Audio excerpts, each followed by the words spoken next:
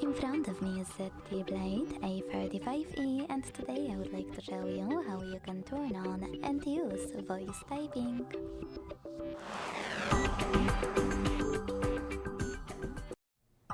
Begin by launching your keyboard.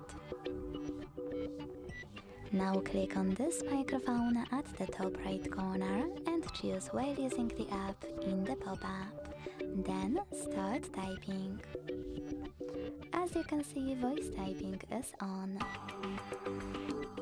If you want to stop, click on the same microphone.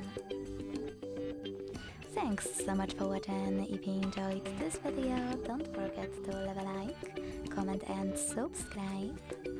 Bye!